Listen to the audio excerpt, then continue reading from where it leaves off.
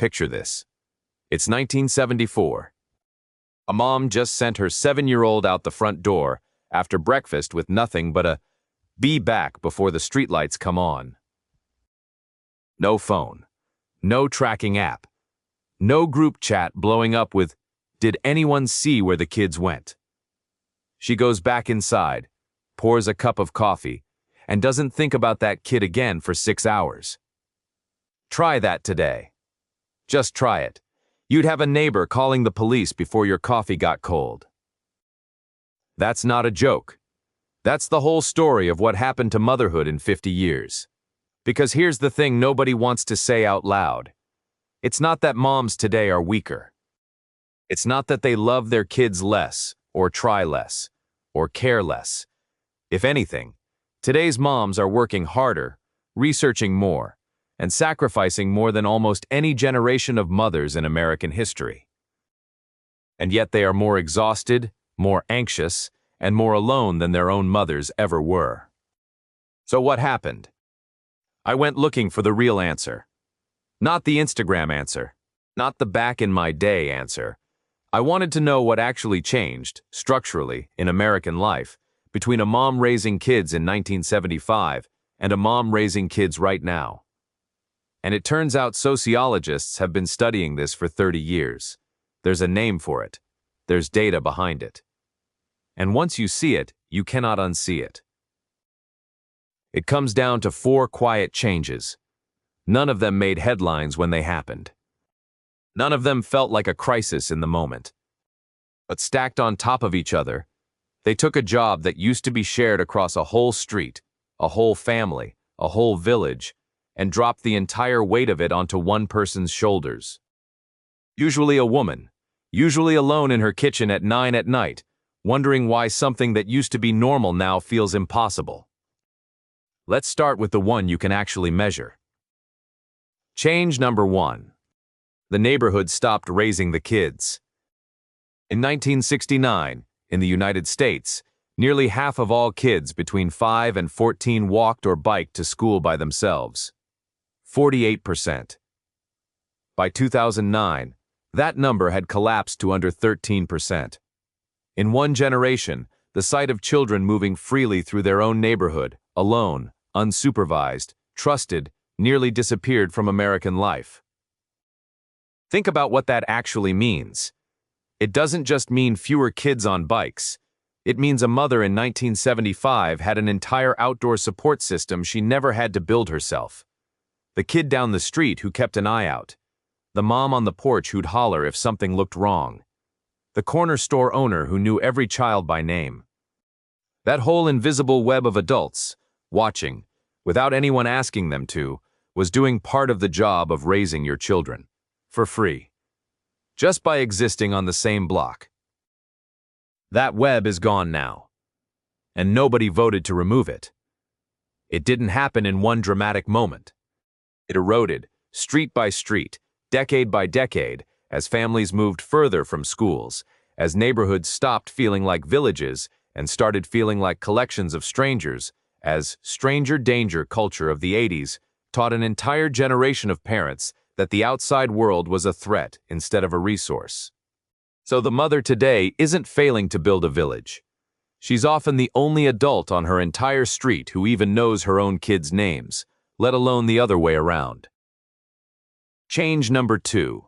Mothering itself got a new job description, and nobody told anyone the hours had tripled. In 1996, a sociologist named Sharon Hayes published a book that named something huge.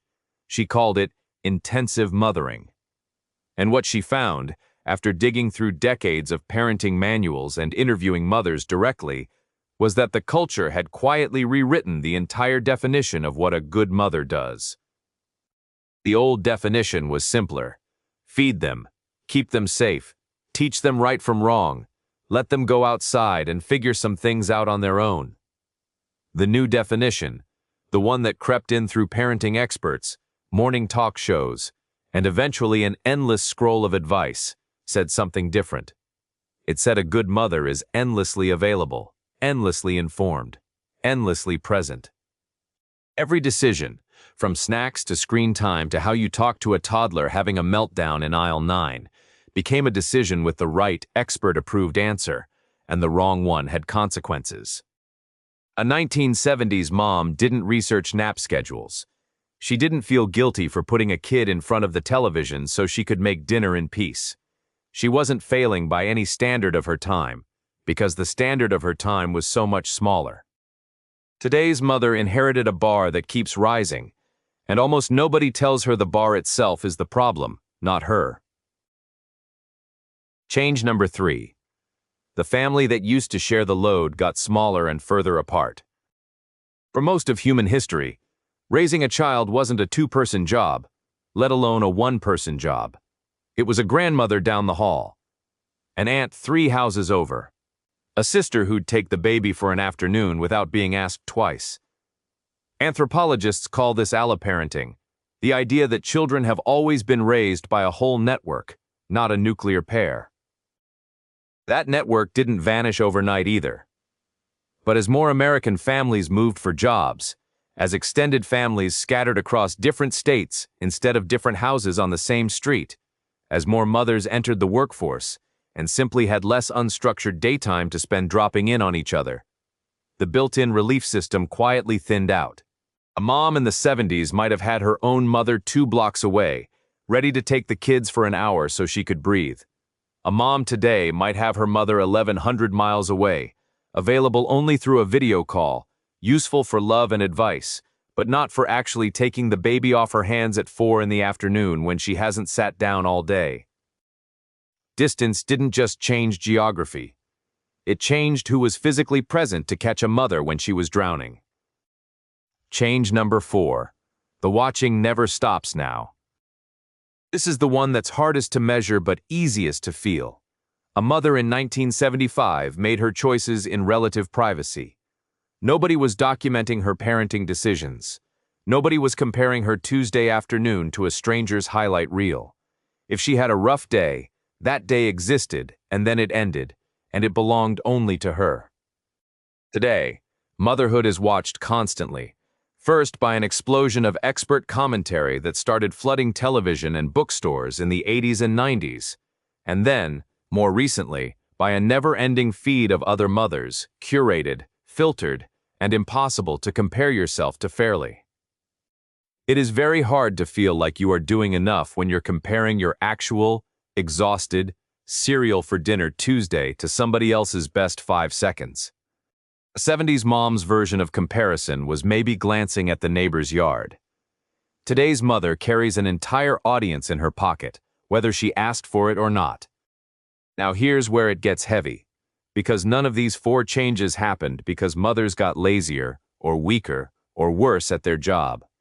Every single one of these changes happened around mothers. The sidewalks emptied. The standards rose. The family scattered. The audience showed up.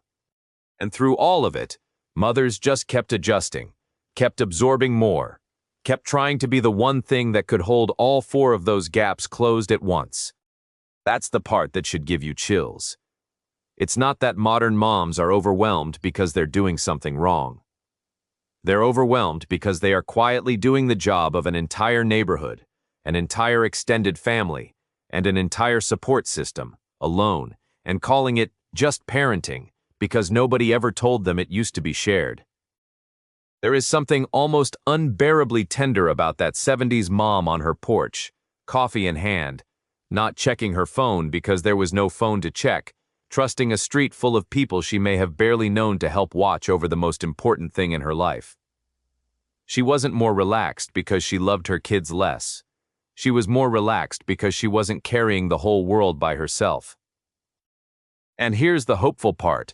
The part that actually matters if you're a mother watching this right now, at 11 at night, wondering why this feels so much harder than it looked in the old photographs. It was never supposed to be one person. Not then, and not now. If it feels impossible sometimes, that's not a personal failure. That's 4 decades of quiet structural change finally catching up to one exhausted person standing in a kitchen. The instinct that made that 70s mom lean on her neighbors is the same instinct that makes today's mothers text each other at midnight, join the group chats, Ask for help even when it's hard to ask. The village didn't disappear because people stopped caring. It scattered. And the beautiful, stubborn truth is that mothers are still finding ways to rebuild it, one honest conversation at a time. So if you're a mom right now, feeling like you're failing at something your own mother made look effortless, I want you to hear this clearly. She wasn't doing it better. She was doing it with backup. You are doing something genuinely harder, and you are still showing up for it every single day. If this hit home for you, or if it reminded you of your own mother, or your own grandmother, tell me about her in the comments. What did her village look like? And if you know a mom who needs to hear that she is not failing, she is just carrying a heavier load than the ones who came before her, send her this video. Subscribe if you want more stories like this one. I'll see you in the next one.